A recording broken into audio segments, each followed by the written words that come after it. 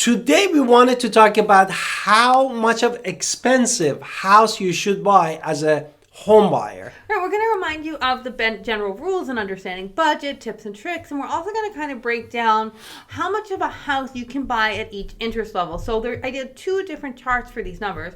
One, in case you were paying 20% down, and then one, if you were only paying 3.5% down, but we're talking about PMI. So, and then we're going to talk about private mortgage insurance. And we will talk a little bit about our market as an example. But I did the PMI chart so you could understand if you're doing VA, USDA, if you're going with zero money down, it's kind of going to be FHA, USDA, VA. Those numbers we're talking about for a 0 to 3.5% down. Exactly. So with more than that, let's jump into understanding a budget. How do we understand a budget? Exactly. Therefore, for understanding the budget, first we need to talk about the rule, which they call it 28-36 rule. Right, this is going to keep your life comfortable and safe and predictable, and many people throughout lots of time like this rule. And it's a general rule of life, which is pretty good, which is never spend more than 28% of your gross monthly income on housing expenses, and what should you keep all of your debt at? And then the debt never go beyond 36% of your gross income.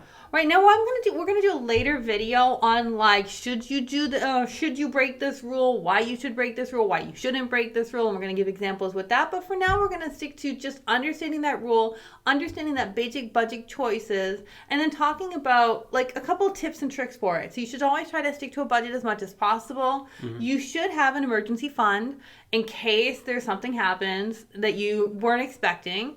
What else should you have? Before that, we wanted to start our introduction. Okay, so let's hit it.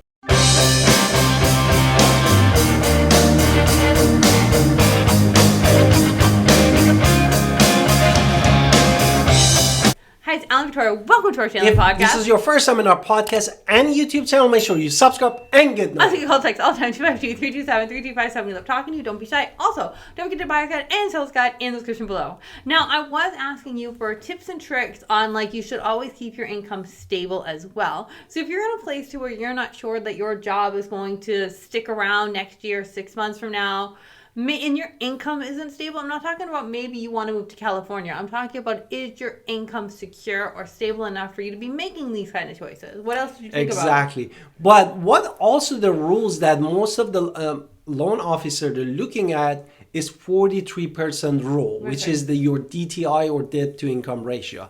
We talk about it's convenient to stay 28-36, but what the loan officer they wanted to see is your debt to income ratio stays 43 or below.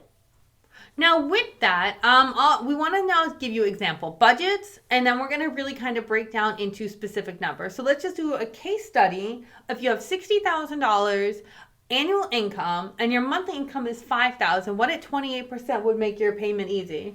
28% is going to be $1,400 per month. Right. So what would be the maximum allowable debt that you will be allowed to have?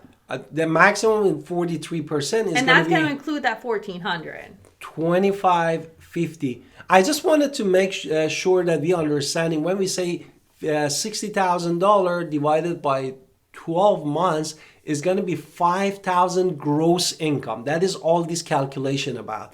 Means that before even applying any taxes. Right. So we talked about how your total debt should not be more than $2,150 of that $5,000, and then your housing budget at that point you're looking between $1,200 to $1,400 a month to keep you safe. We're going to talk about where that number falls in a different chart. If in the chart, exactly. In a minute. Now, if you make $90,000, how much is your gross monthly? The gross monthly is going to be $7,500, which is much more higher than. And then the maximum housing expense is 28%. How much is that? It would be $2,100. Exactly. And if you wanted to go the maximum allowable DTI or debt to income ratio of the 43, how much is going to be? $3,225. So that means if you have $500 worth of student loans and I don't know, $500 worth of, other things, credit card loan, $1,000 in debt, you will still be able to buy $2,100 worth of house, and that you'll still be okay to buy a house if you're at that 90,000 level. And at that point, really suggested housing budget for you lies something between $1,900 to $2,100. Now let's talk about if you per make. month. I just want to one more time. So if you make 120,000, so we went up 30 each time. Your gross, what is that? What is your gross income? Your gross income is going to be $10,000. Which is great. What about your housing expense? The housing expense 28%, 2,800 is easy math. How much is about your total debt then? The total debt 4,300. So your housing budget at this point is going to be between $2,500 to $2,800. Additional things to keep in mind is going to be your credit score. Higher credit scores get better interest rates. I mean, that's just What true. it means to you means if you get a lower interest rate, then you can afford a higher price, basically houses. Now, what about how should I shop for term? Should I put my Social Security on all these websites? No, Why? Why not? because they're not secure. It's not just secure, it's going to hit my credit in a very And negative negative way. credit, yes, We did have a client who ran her credit 30 times, and therefore she was not eligible to buy a home, not because her credit wasn't good or she wasn't qualified before, but because she ran it 30 times. And then Now that she promotes it. looked like a problem. So you have to have long-term planning. So don't just put your social everywhere. What is Therefore, really do your due diligence upfront. Pick one or two or maximum 3 lenders, and then just after due diligence, do this. Okay, now, and you're going to see the things, get as much information beforehand. So next thing, money saving tips. You want to DIY or do your maintenance as simple as possible. If you can paint your own walls, why are you going to pay a painter to paint your walls? Just simple tasks like painting, minor repairs, like my kid messed up something, how can I fix it?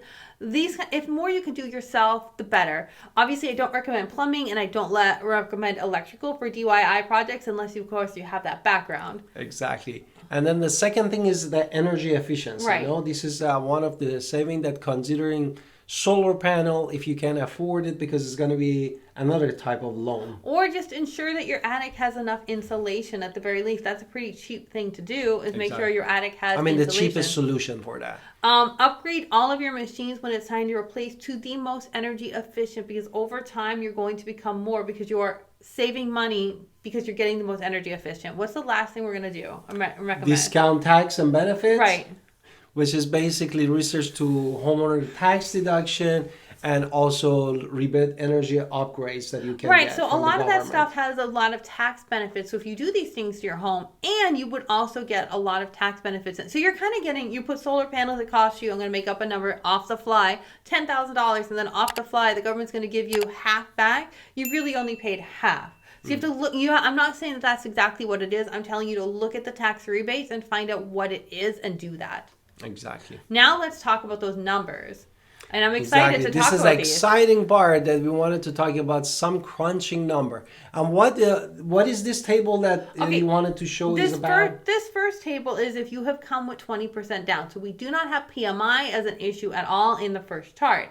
And what we're still seeing without PMI is how much of a house you can afford based on interest rates. Because interest rates are supposedly falling, right? Which is an amazing opportunity, which means now's the opportunity to buy a house, which is great. So let's talk about at $400,000. If your interest rates are, I didn't go to 3 because nobody's expecting 3. So at $400,000, if you want to spend $2,000 a month because you're at $90,000, you want to pay $2,000 a month, we're talking about 4.25, 4.5.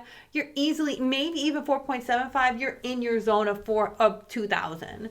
Now, when we're talking about interest rates are higher than that, we're talking about 4.75 to 5.5.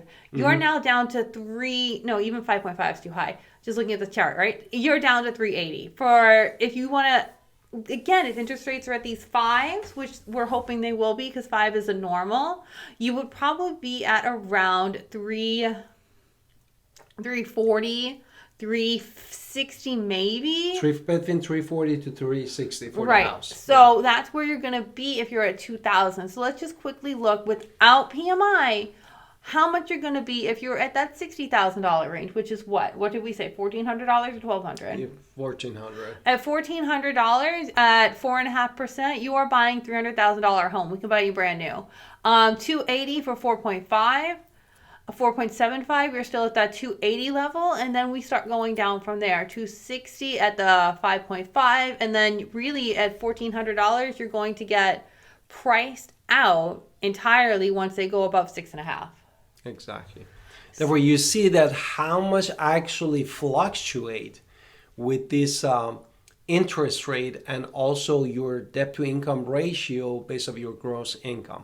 Now, I also created a chart. This chart is not perfect because PMI works on 15 to 75 basis points depending on your credit and a couple other factors that so I just went with an example of 55 basis points. So if you are 50 basis points or 20 basis points, this chart doesn't apply. This is just an example of what we would do if we were including PMI. So if you're at the $400,000 range. And also, you included like a 1% property tax, right. And I did that for the other one too. The homeowner's insurance, like in average, like a $1,200. Right, it might be more. I was just kind of making guesstimates here based on what I have seen. So basically, if you're going to pay $2,000 a month and interest rates, you're 3.5% down, you're down to $320 to start with.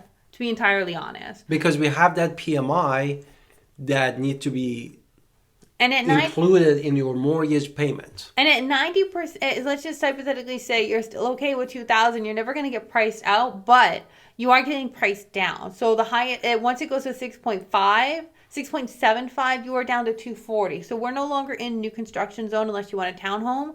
You are, at least with the beginning, with lower interest rates, into new home territory. But as interest rates go higher, you're now out of that zone entirely and you're into pre-owned and more fixer-uppers, to be entirely honest. Now, let's just talk about $1,400 or $1,200? $1,400. So if you're $1,400 a month at $60,000, you are pretty much at $220 at 4.25, which is still doable, $220. Hard, but not impossible. And then pretty much you're going to get priced out once you go above 5.25. 5.25 is already $1,462. So you can see you're getting priced out as those interest rates go up. So people who are $60,000 can no longer really afford homes unless you're buying a lot of fixer-uppers that need a lot of work. Exactly. So we wanted to kind of give you these charts just to give you an example to see interest rates do matter when we're talking about how expensive of a home you can buy. Exactly. And I hope you find this information useful. Don't forget to call us at 252-327-3357 with Alan Victoria. We'd love to connect with you and write us comment and share with us your thoughts. Thank you. See you soon.